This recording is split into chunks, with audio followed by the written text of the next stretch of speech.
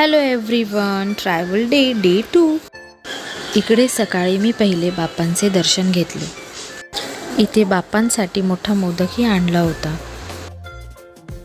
बाप्पांची फळाफुलाने आरासही केली होती।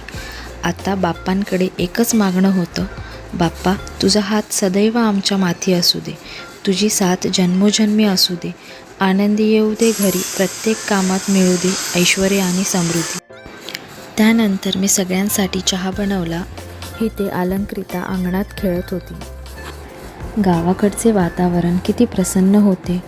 गाव म्हटले की हिरवळ, पक्ष्यांची किलबिलाट, प्राण्यांचे आवाज आणि अद्भुत निसर्ग सौंदर्य।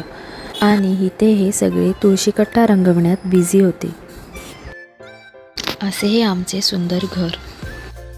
त्यानंतर गणपती बाप्पांना 21 मोदकांचा नैवेद्य दाखवला आणि गणपती बाप्पांची आरती करून घेतली। इथे मंडळातील पोरांना जर्सीही दिली होती।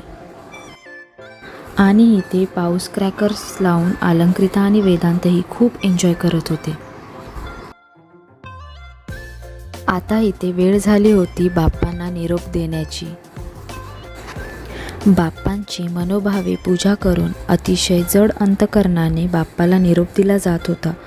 पण परंपरेनुसार दरवर्षी बाप्पाला थाटामाटात निरोप देऊन पुढच्या वर्षी परत लवकर येण्याची विनंतीही केली।